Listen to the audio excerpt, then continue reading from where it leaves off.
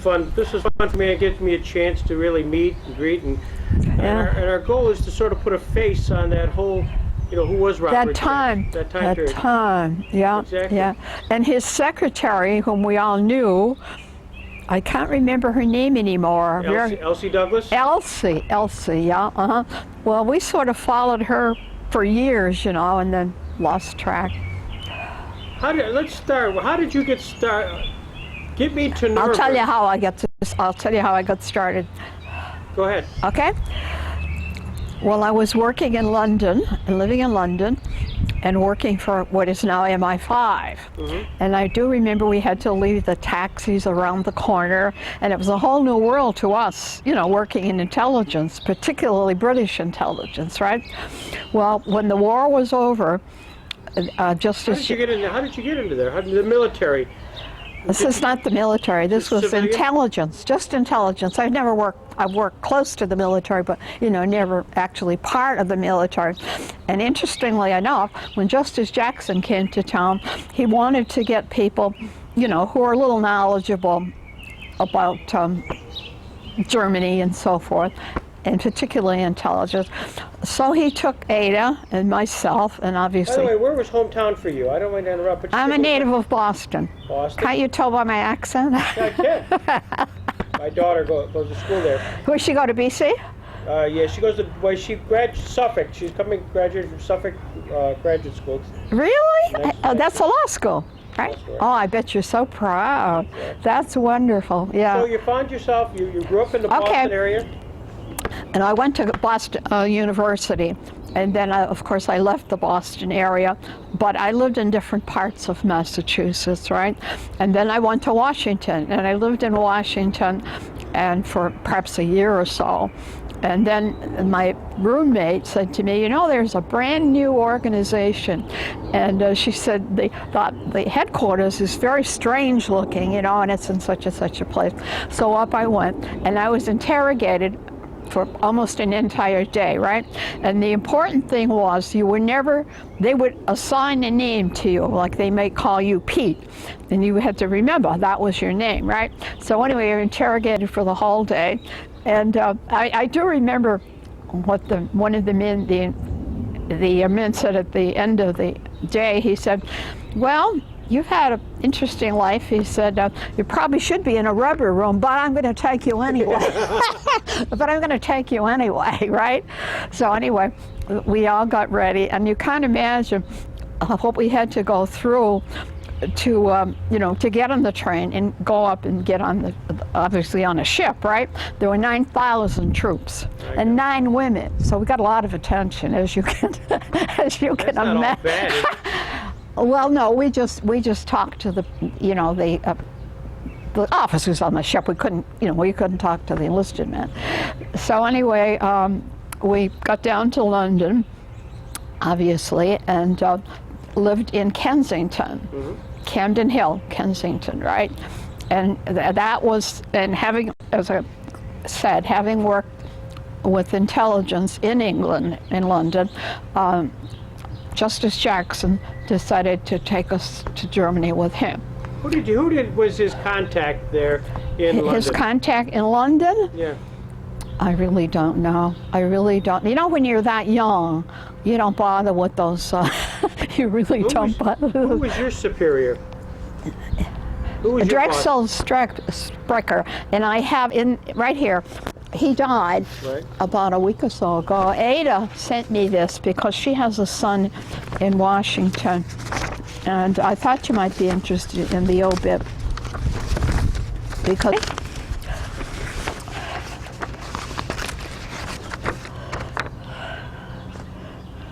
was Howard... Congdon. Congdon has just written his memoirs, which will be in a military museum. I don't know if they have that name right or not, the military museum, some type of military museum, because he was a military man.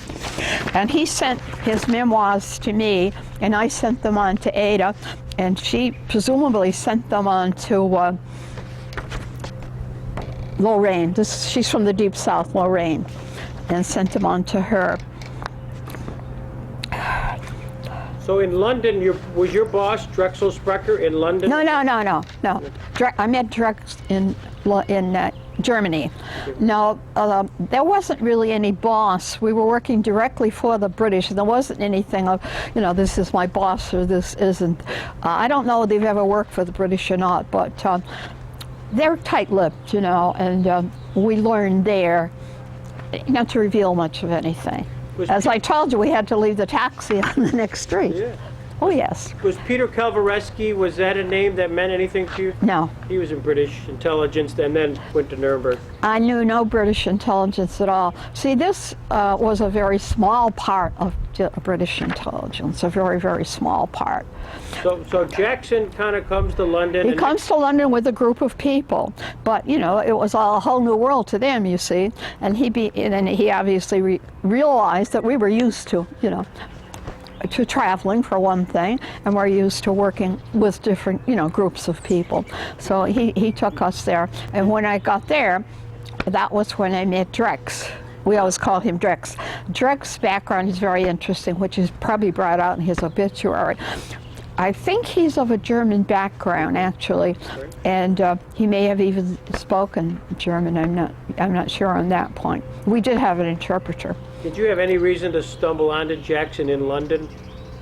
No, absolutely not. No, absolutely not. No, we didn't know him at all, and we had no reason for seeing him at all. The one thing that they said that when we went into Germany, we had to go in some type of American uniform. See, I was never in uniform, never.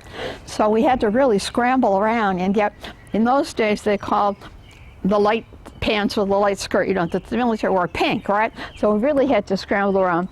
But as you can see from the photograph, I finally found that. But I do remember, though, going into freezing weather in Germany. And I went to a party one night. It was very, very cold. I didn't even have a top coat. And so this woman who was attached to Jackson's group loaned me, I remember she loaned me a coat, and I thought, oh God, don't let anything happen to this coat, because she was a high-ranking person. Right. So you finally get to Nuremberg. Yes. You're assigned to Drexel Sprecher's unit. That is right. We all women lived in the same housing building, right? 2 to a room. Right. And Ada was, oddly enough, in the very next room to me. And that's where she met her husband, Denny, who became a very successful dentist in later years, had a lot of dentists working for him and so forth. But we always maintained our friendship, always. And when you first kind of convened this group with Drexel, what did he say your assignment was, or what was the goal for being in Nuremberg? Well, everybody was assigned one person who had been taken prisoner, right? Now, for instance, it might have been von Schirach or, different ones, right? And I do remember this because it made me laugh this morning a little bit. They gave us a little tiny guy as an interpreter, and he was very nervous. He was very nervous.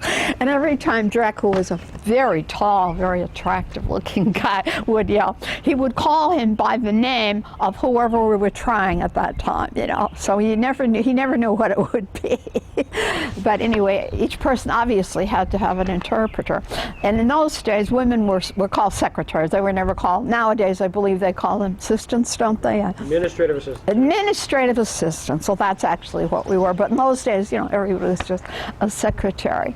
And we would work there all day, and then we would go back to this particular hotel in the evening, or even lunchtime. No, we had a cafeteria. That was strange. And I do remember, of course, you had your French contingent, right? And your Russians, and your Americans, right? Mm-hmm. Now, when the Russians came, they were not allowed to interact with the other people, particularly the young Russians, because if they did, they were sent back to Russia right away. Well, one reason you will understand about this, I was going into court one day, and you had to clear with the Russians whatever you were going to use in court that day. And one of the things that was going to be used that day was the Germans referred to the Russians as subhuman monsters. And they didn't like that. They wouldn't let us use it. They wouldn't let us go into court with that at all. They didn't like to be called, naturally, they didn't like to be called out. But I'll always remember the very first day they came in, particularly the women, of course, they were all military uniforms and everything, came into the cafeteria, which obviously they had never seen before, right?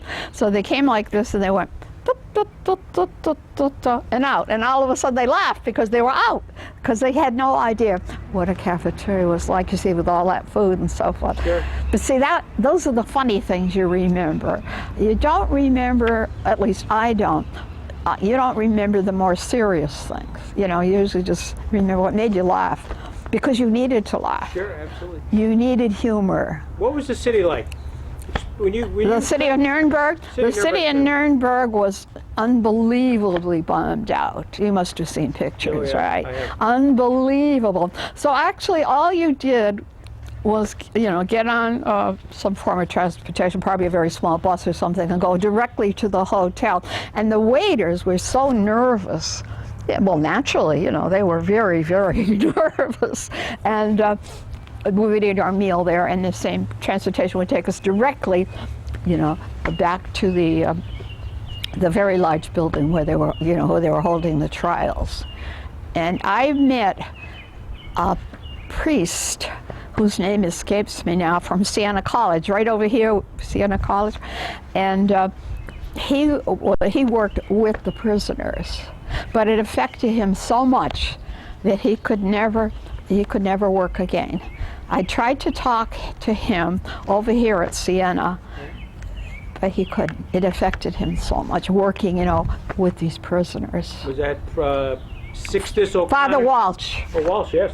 Father Walsh. I believe it was a Walsh, yes. Yeah, yeah. Oh, Sixtus O'Connor. Tell me about Sixtus O'Connor. Well, he was also a priest who was part of that contingent of, he was one of the Catholic priests who was working with the Nuremberg. Yeah, that name rings a bell, but I can't. The name, of course, is rather strange, and I can't, I can't really come up, with how I knew him, but. So when you were working with Sprecher, with Drexel and. With Drex, yeah. Do you remember? Did he have the Robert Ley case at the time, or was that von Ley? L-E-Y. Yeah. He might. Von Schirach. He had von Schirach. Right. Now, he was a youth leader, wasn't he, von Schirach? Correct. Yeah, and that was very interesting. It really was, so the von Schirach case. But he had one, I remember he was assigned to one prisoner and who killed himself. Can you come up with that name? Robert Ley. Yeah, we call him Ley, L-E-Y. Yeah, okay, yeah. Because the other young lawyers, remember they were all very young. They were probably just right out of law school, right? And they joined hands and they came in and they were singing, "He's gone, he's gone, he's gone," which threw out all the work we had done, of course, obviously. Sure. Yeah, right. Do you remember Drex's reaction to this? Was he disappointed having done all this work? Or just no? went on to the next one. Drex was very, very hardworking, extremely conscientious, and yet, socially, he liked a good social life. The Americans were not allowed to date Germans, but he did. Yeah. Well, that's what he wrote in his book. Did he really? Well, he's written so many, And in here, very recently, he wrote another book, I saw that, yeah. And I didn't buy it. Well, you might be interested in that, too. Tribute to a Trial. I don't know if you saw that or not.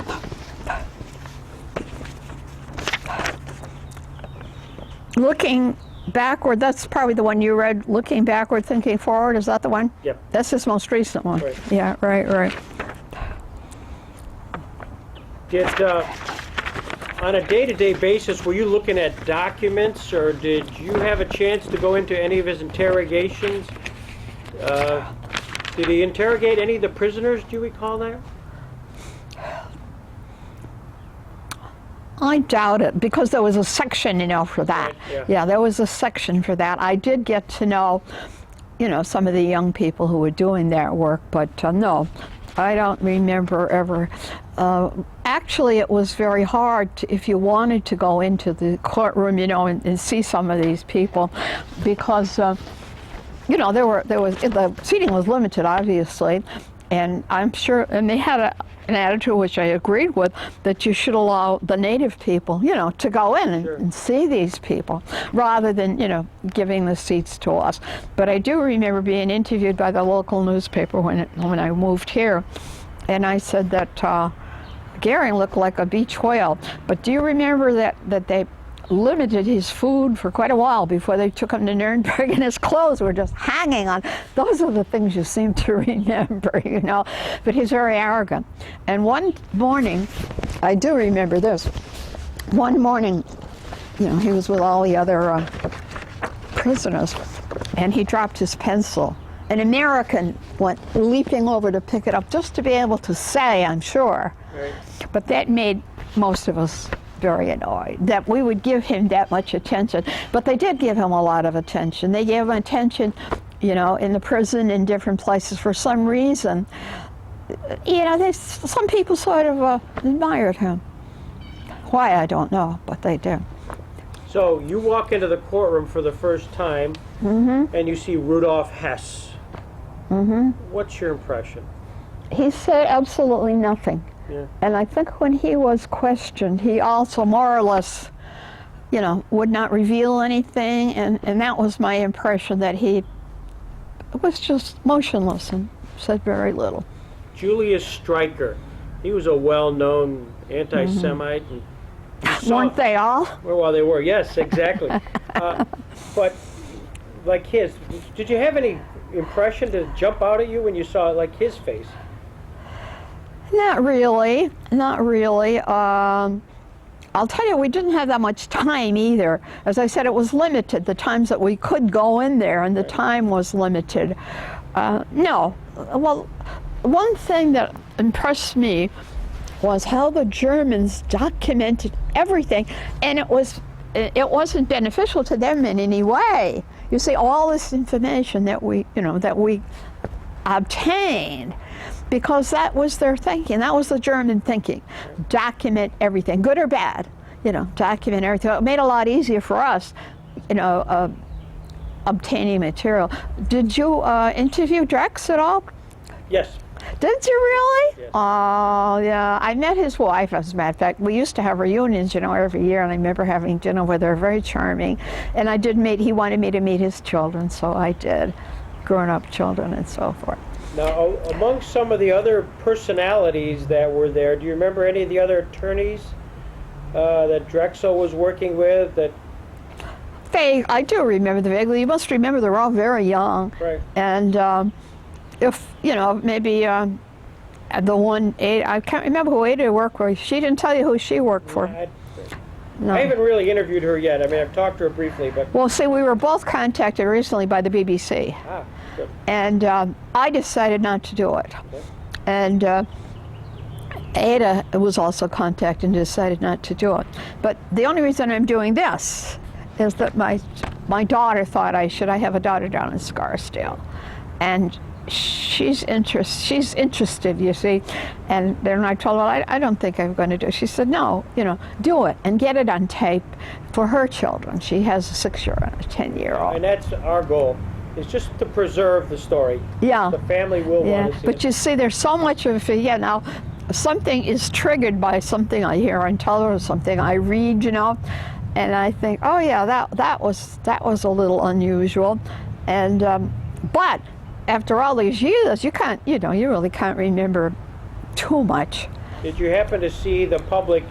PBS had a special on the Nuremberg trial recently. Yes. And Robert Jackson.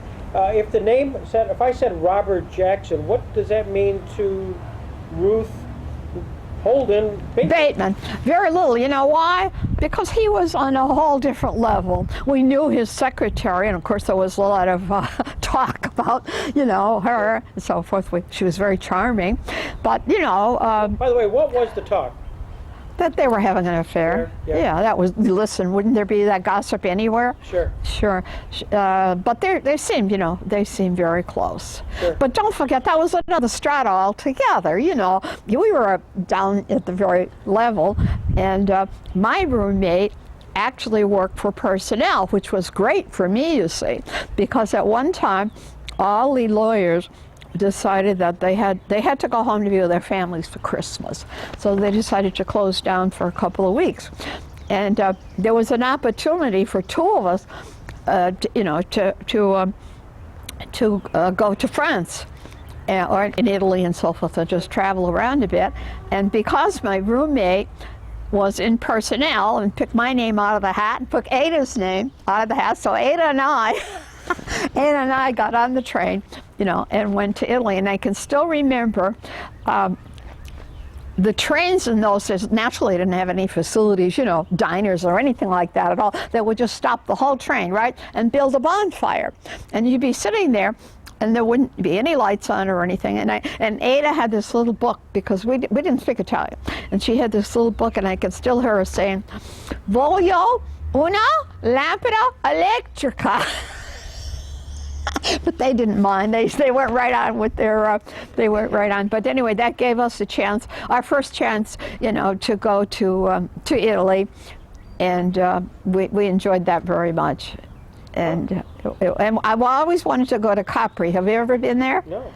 Went out onto Capri, and going out on the out onto the boat, someone stole my wallet, which was a little disturbing, to say the least, because in there, of course, is your passport and everything else. Sure. And but anyway, we enjoyed it overnight or something on Capri, and then talked my way. I had to talk my way over the borders, right? Mm-hmm. But I did, obviously. Right? Good for you. See, those are the things you remember. I'm not going to, I don't remember too much unless somebody who was there would bring it up about what actually happened at Nuremberg. So day to day, your particular job was what? I'm a graduate of Boston University, and I was what they call a secretary, so naturally I took the notes, right? That's what women did in those days. And the notes from Drexel, would he dictate to you? Is that what would happen? Yeah. Mm-hmm, absolutely. But we had to have our little interpreter. When I say little, I say that advisedly. Okay. He was very nervous. He was a very nervous little guy. He did, the little German guy planned to come to America, and he planned to get into politics and so forth. And he asked me if I would work with him in America, and I just, sort of, I don't think so. Whether he came to America or not, I don't know. Now, Drexel, as I recall, had really three. The one that hanged himself, von Schirach, and he also had... Lai, right, he had Lai, von Schirach, and I think one other one as well, Fritchie. Oh, Fritchie, yeah. Uh-huh. Did he talk much about how he thought the trial was going? We didn't talk about things like that. You know what I mean? You have to understand, you talked about who you were going to meet that night, or who you were going to have a date with. You couldn't sit around and talk about that. Having lived in London during the bombing and so forth, it's hard for people to understand that. You just didn't talk about it. It was like the people that came back from World War II. If you read that history, they came home, they started their lives, they didn't talk about it. Okay. And some still don't. That's right. They didn't talk about it, because when something is that horrendous, you have to put it out of your mind, and you never envision, this was a, one or two bomb, right? When I was living in London, and I never thought, well, this is it. Maybe once or twice, but you couldn't do that. You just couldn't do that. So you were there during some of the bombing? Yes. Oh, yeah. Well, I was there. They had the ones and the twos. I was there in the twos. And, of course, the blackouts, you see. The blackouts were a little frightening for Americans, you see. Right. And, but we went to the theater just about every night. And, as I said, we had a very beautiful apartment out in Kensington, Camden Hill. I think the Kennedys lived out there, too. Right. The Kennedy family.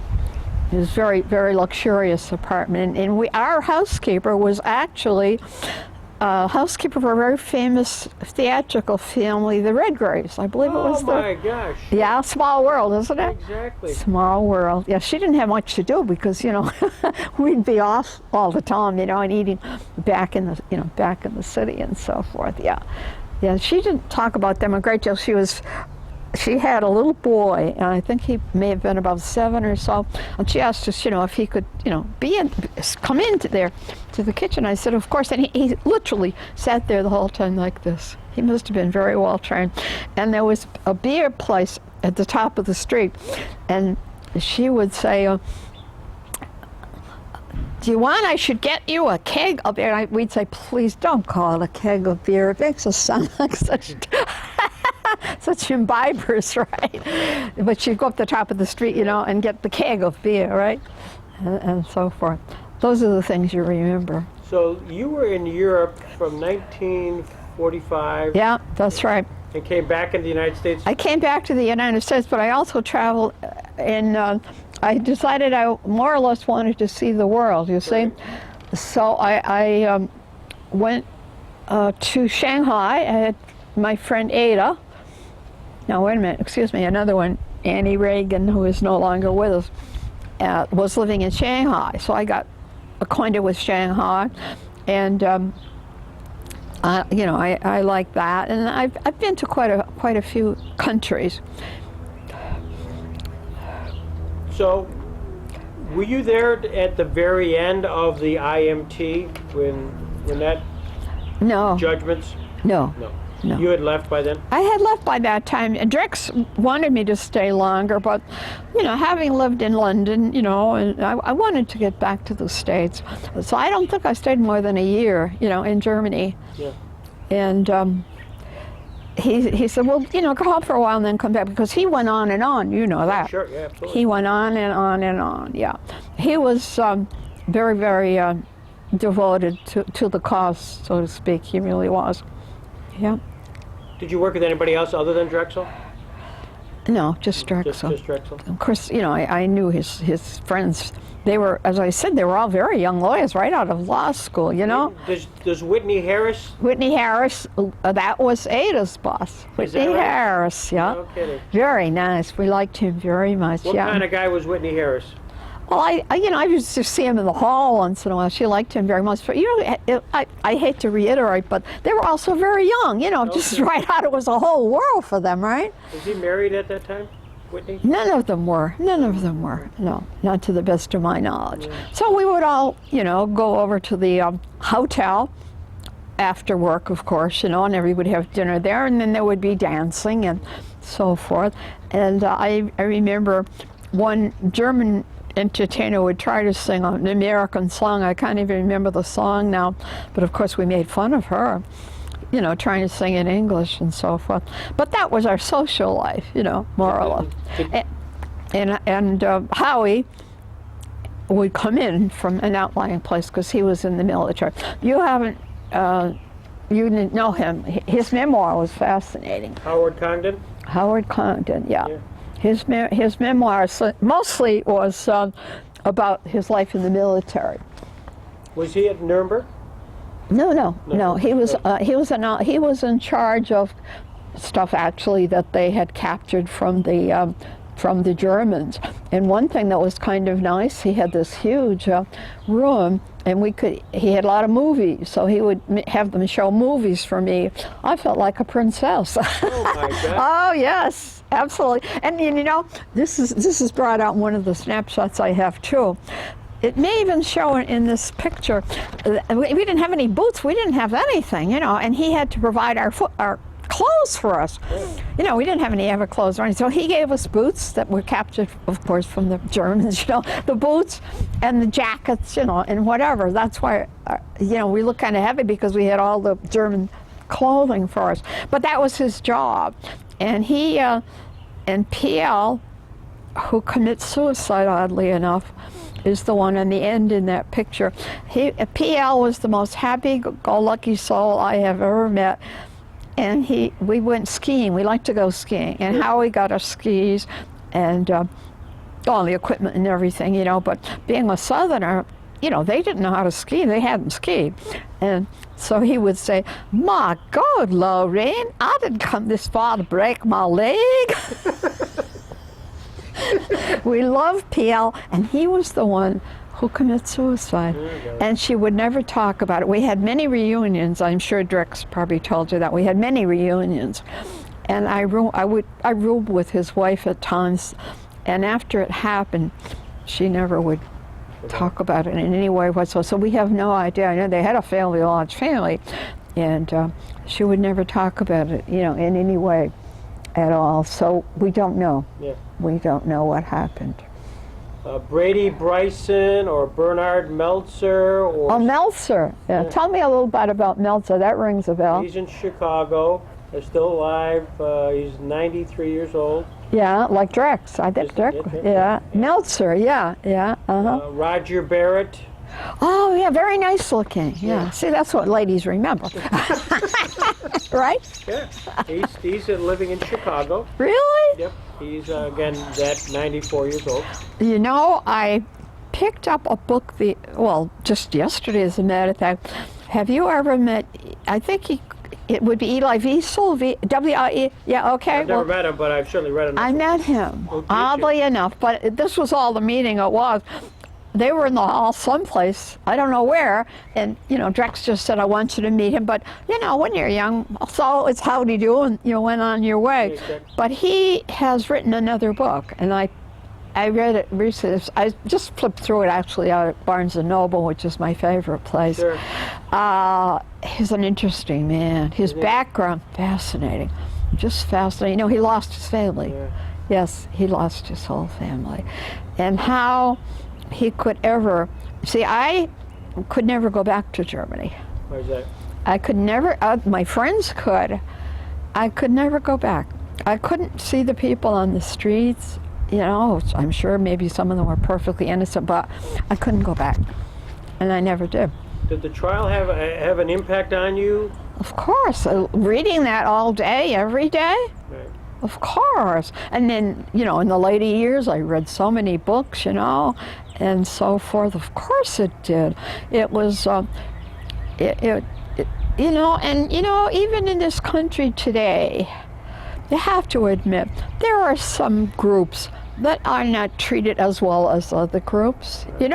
They are being assimilated to a degree, but in certain areas, there are groups that are not accepted. You agree? Oh, I agree. We try, and I brought my children up that way, and I'm very pleased, My daughter's closest friend is an African American who's married to a Japanese, and I spent 5 years in Japan, and she thought I would be able to talk with her. So when I met her for the first time, she started to, I said, I don't remember any of it. I didn't have to speak Japanese when I was over there. I was working, at the time, working for the military, right? As a civilian. And, but anyway, Aki came in handy recently because my son-in-law is in advertising, and he was up for a job he very much wanted out of Boston. But he had to have reference. He travels all over the world, you see. He had to have the reference from Japan, his contact in Japan. So that's where Aki came in, right? Aki called the Japanese man, and he said he didn't speak any English, but would they send him an email? So they sent him an email. He sent the information back, and anyway, to make the story a little bit shorter, yeah, he got the job. Terrific. But isn't it amazing, the connection? I like Japan. I had a great time in Japan. As you were there at Nuremberg for about a year and read much since then, what's the legacy of Nuremberg? Do you get a sense, because you were part of it, you're part of history, you having been there, is there a legacy in today's world? I hope so. I certainly hope so. As getting back to what I said just a few minutes ago, I have brought up my children. I have a son and daughter. My son is in San Francisco and daughter down in just outside New York. I try to bring them up very, very carefully with not, saying, well, I don't like this group or I don't like that group, and so forth. And as an individual, I'm very pleased to know that they're bringing their children up the same way. But that's where it has to start. It has to start in the household, because if you're going to talk in the household and call people, by names that are, that you wouldn't use outside, they're going to pick up on it. Mm-hmm. They're going to pick up on it, and you have to be, realize, hey, we're all going the same way. That's right. That's right. Did you get a sense of history when you were there? No, of course not. When you're young, you're looking forward to the next party. Do you think would you have at that age sat around and said, oh, this is really history, I must remember this, right? Yeah. Now, if Ada and I were talking, which we do a lot, by the way, she called me when Denny died, and she has always sent me snapshots of her family, and so forth. And when we're talking, we don't talk about those days. We talk about right now. What how many grandchildren we have, right? And I have, I think she has she has 3 and I has 4, yeah. Well, anyway, that's what we talk about. We don't talk about those days. Yeah. No. Does the name Elma Soler mean anything to you? Elma, S-O-L-L-E-R? No. No, you see, when Drex continued, there was a whole new contingent. And I think at one of our very last reunions, we enjoyed the reunions very much. Drex would, organize them. But, when I looked around at the very last reunion, I didn't know most of the people because they were from, the later years. They weren't the ones who were there originally. And we couldn't, we couldn't relate to them. Right. Drex, so when he talked to you, did he... Just call him Drex. Drex? Okay. Drex, when Drex talked to you, and he really made a career out of this, recalling, remembering, and making sure that he preserved the story. Exactly. He wrote a lot of books. Yeah. Did he tell you this was his passion, or...? No. Oh, no. He was like everybody else, He dated a lot, and it was a social life and so forth. No, when you went into work, you just worked, They didn't sit around and talk about it. Absolutely not. No. But he dated the social life. I mean, he talked about dating Germans. And he wasn't supposed to, That was a non-fraternity. That was definitely not. But I learned later that from his background, he had traveled in Germany. So, and I think Sprecher, of course, that's a German name, and so forth, and he had German background. No, he wasn't supposed to. That was because he did a lot of dating. Well, you probably can gather he was very handsome. Guy, yeah. Woo, yeah, he really was.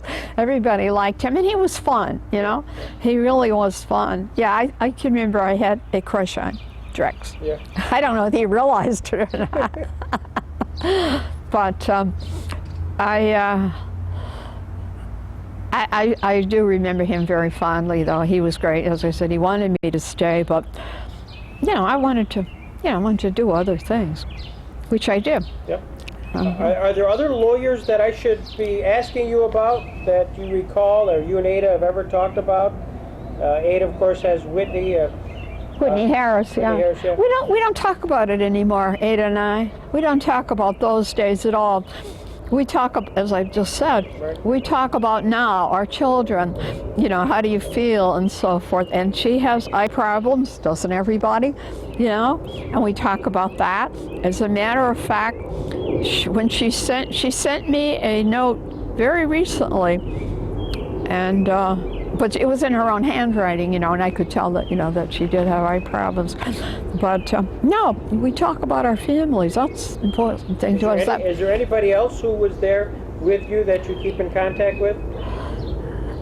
Well, Annie Reagan is no longer with us. She was one of my very closest friends, and I kept in touch with her and her husband, who has remarried. But since he's remarried, I no longer, I don't even hear from him at Christmas time. Annie was great.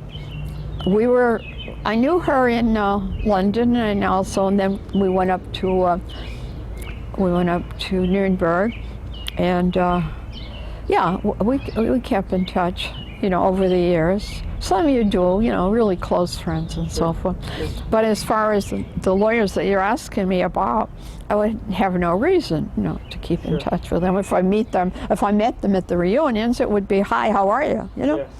And that would be it. That would be it. I regret now that I didn't talk to Eli Wiesel because I think he's fascinating. I'm going to get his new book. Yeah. It's a very small book, very small, and It's translated into English. Is that Night? Is that the one? Is it called? It's very, yeah, it's apparently, I don't think it's been out too long. Yeah. No, I don't think it's been out too long.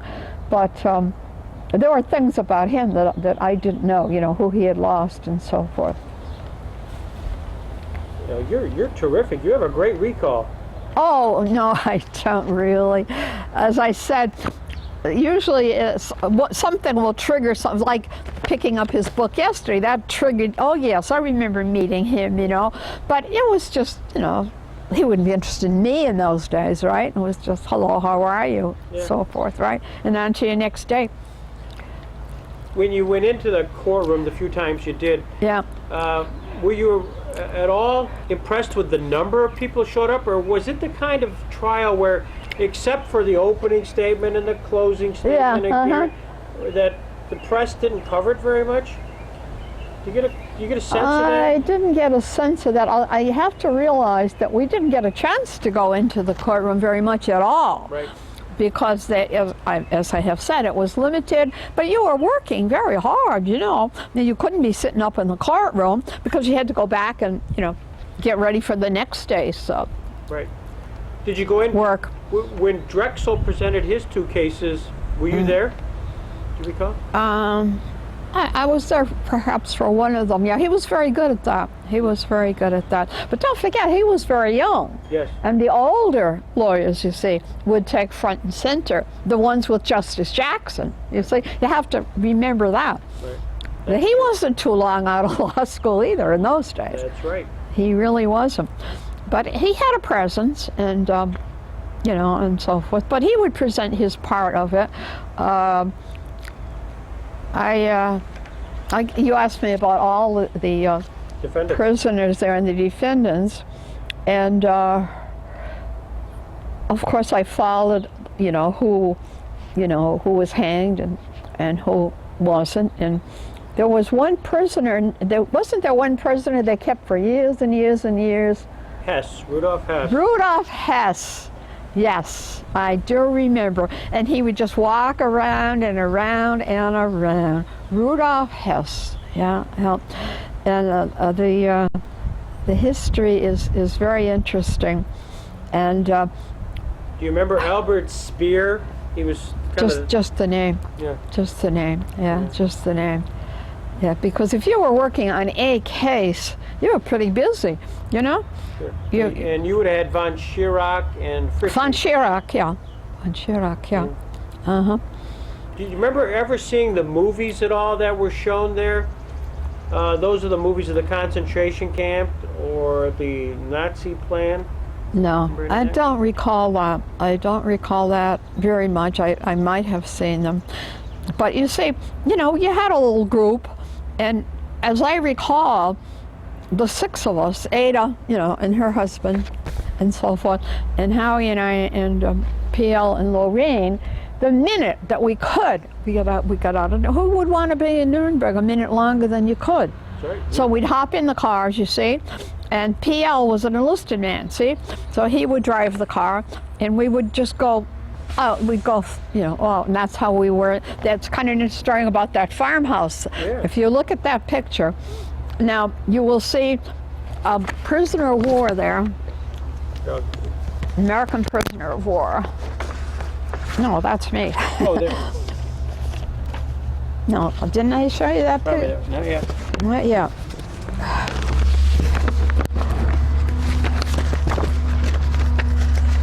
Yeah, okay, here we are. Now we're at a farmhouse.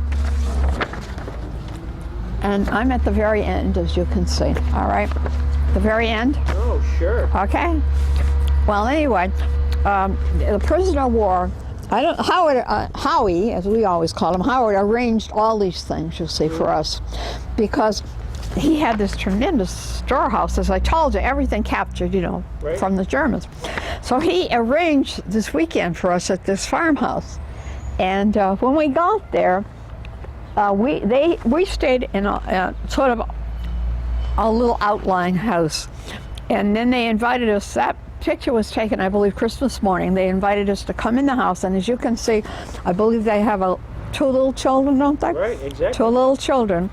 And we brought them the children, all kinds of gifts because we felt sorry for them.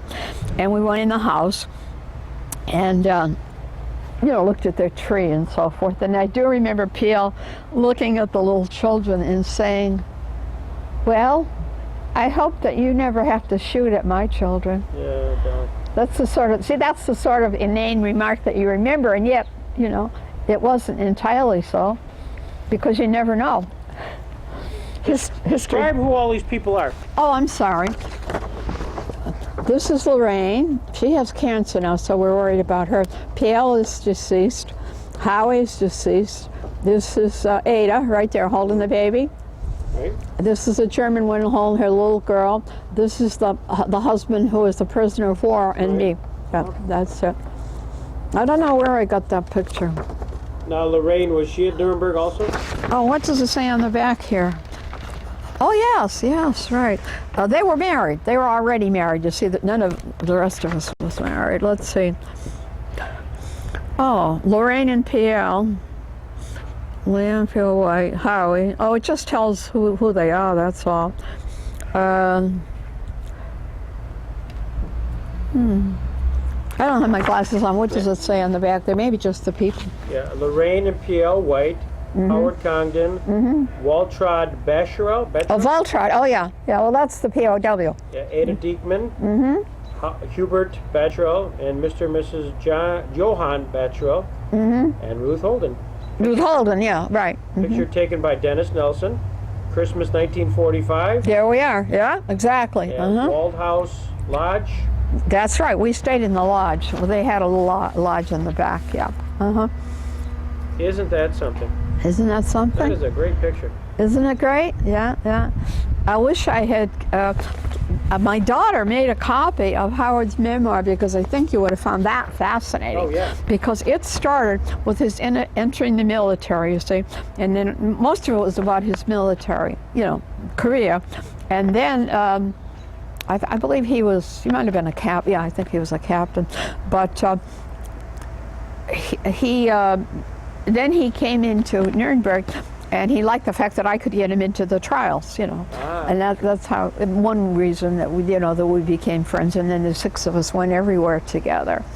It was kind of interesting in a way, you see, because I don't know if you've ever been in the military. No. But if an enlisted man, you see, cannot go into an officers club. Now, an officer cannot go into an enlisted man's club. So here you are, you're in a strange country, right? Maybe you're hungry or something. Right. He could go in as the driver. He drove us around, right? But we couldn't, and that was kind of fun. It really was. So then after a while, we split up and just went, as couples, we just go to the different places. Yeah, that's right. Yeah. So at some point, you leave the trial. I mean, you actually are... I went long before it was over, yeah. Long before it was over. Was that a hard decision or no? Oh, gosh, no. Absolutely not, You were tired, you'd had it? Yeah, I didn't think about it too much. And Drek said, he wanted me to stay longer.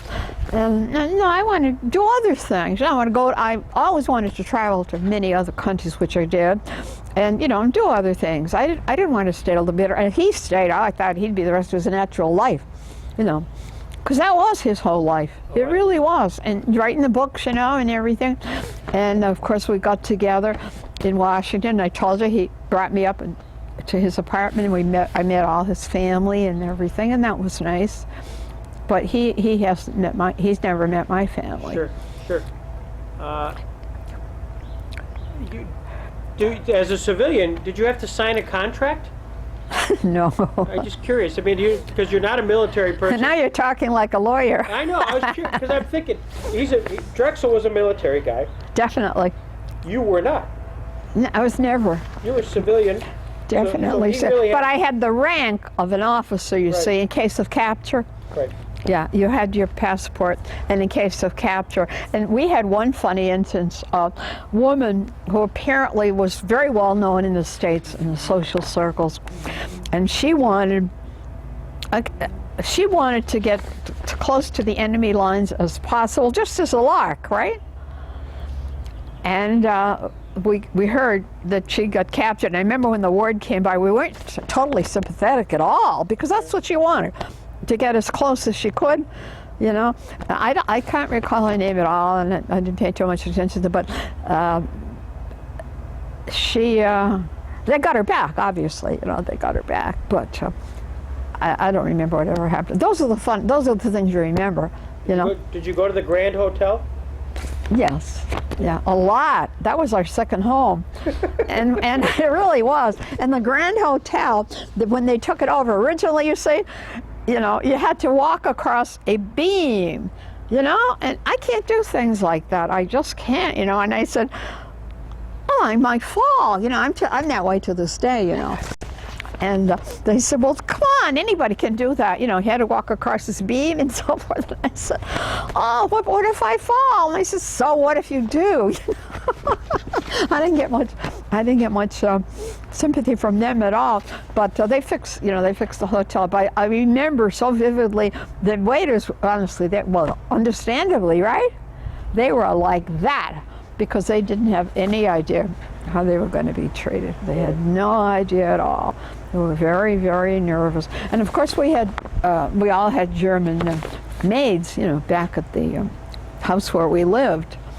And one day this English woman, I forgot, it doesn't really matter what her name is or anything, but she gave her maid too much to drink that day. And the maid was, you know, really swaying around quite a bit. And that was the problem. Now, what are we going to do with this German woman? Because if the Germans think that she's, you know, talking to Americans that much, right, it will be very hard on her. So we had to sober her up and drive her home. Those are the things you remember. Yeah. Yeah. Well, it sounds like there was the work and then there was the social, and the two should not mix. Absolutely not. Absolutely. As a matter of fact, if anybody mentioned it, and this is kind of interesting, it is to me anyway, there was a group of us who sat at one table as you come into the Grand Hotel. Right. We'll say maybe 9 women, right? Right.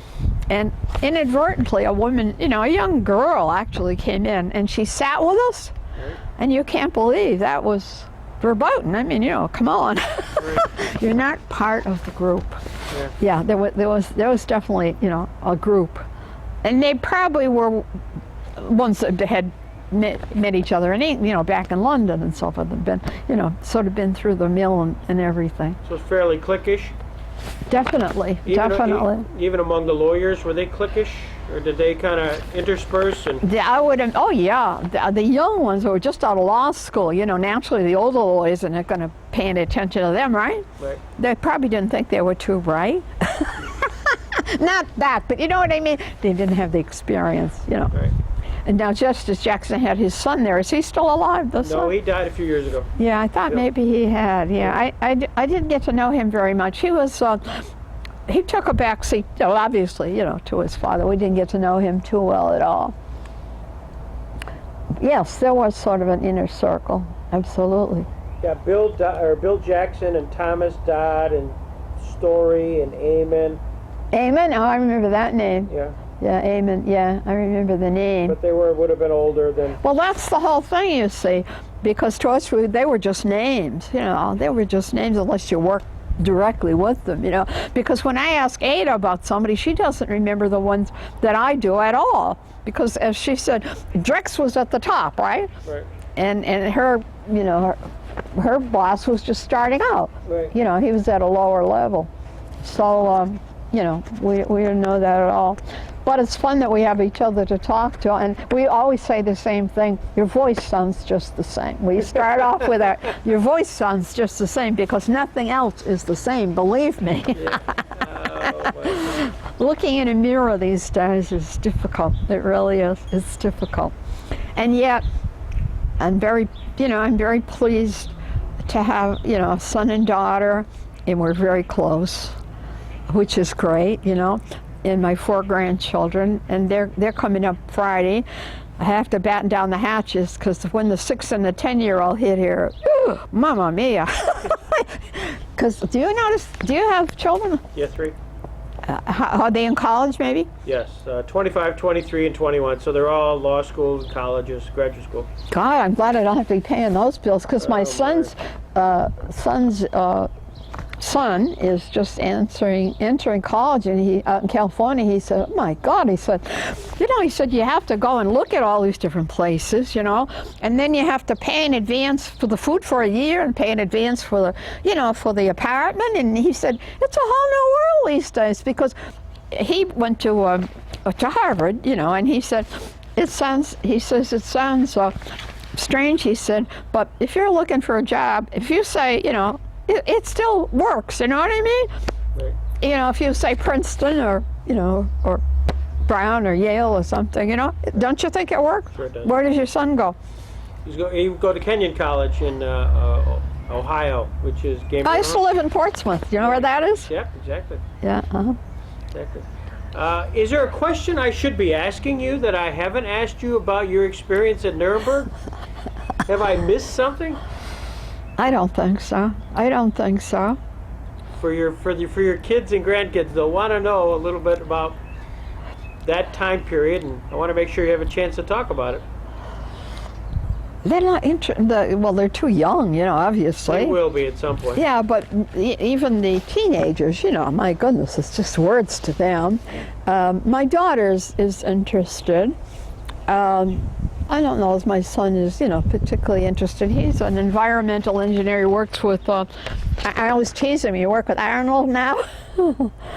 And the environment is very, very serious problem. Oh, sure. Very serious. As a matter of fact, I listened to something on television this morning that was very upsetting about the environment.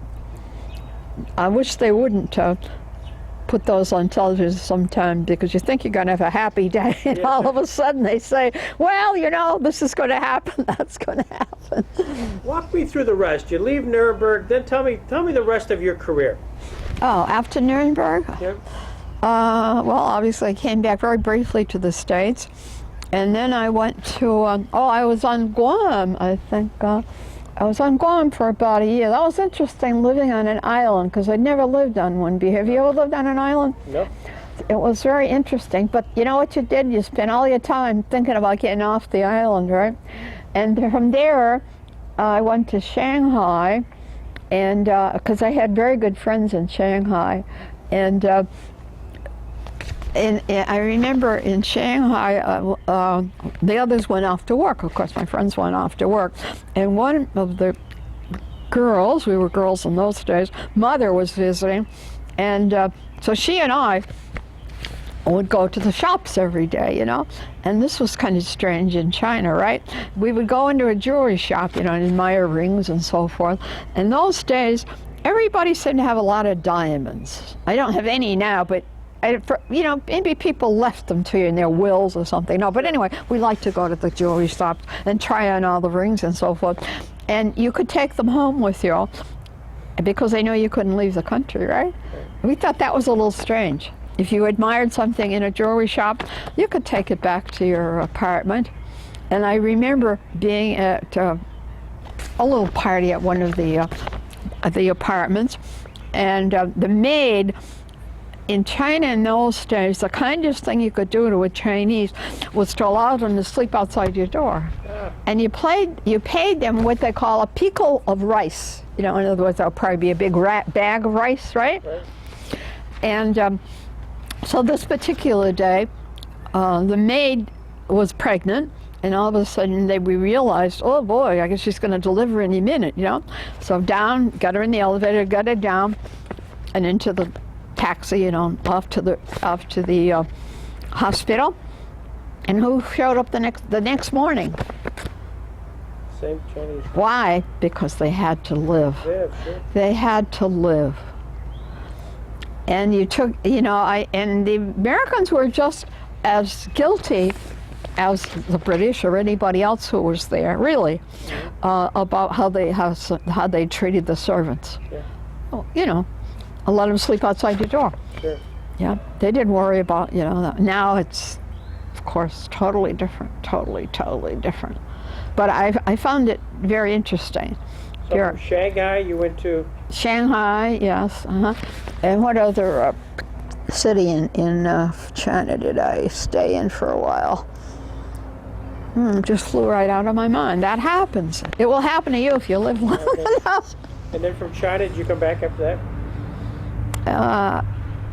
Yeah, I was in and out. As a matter of fact, when you mentioned Ohio, my husband had been in the military, and then he joined the Red Cross, and we always wanted to live out in other countries, and we thought maybe we'd go back to Europe and so forth. But anyway, for some reason we landed in Ohio, which is very close to Kentucky, actually, the Portsmouth part, and we didn't. I said I would rather, I'd rather starve in another part because it's totally different. It really is. They don't like you either. You talk differently for one thing. I don't pack my car. I don't talk like that part of Boston. But I do. I realize I talk a little bit differently, But anyway, we came from there, and we were looking around. Oh, we were supposed to go back to Europe and bring the children, of course, with us. And then we started thinking, well, we wonder about, the doctors and the facilities there, wherever we would be stationed. And we decided to come to Albany. We looked all around Albany and, didn't particularly like that. And then we kind of wandered here. We literally just wandered here and been here ever since. You're terrific. I really appreciate this. This is terrific. Thank you. Really? I'm glad my children aren't around because, they'd be saying, oh, God, Mom is off again. Oh, this has been just plain terrific. Thank you very much. Oh, listen, my pleasure, my pleasure. Who's going to listen to me, right? I'm delighted. No, most grown-up children, and you'll reach that point someday, they'll say, oh, God, he's off again,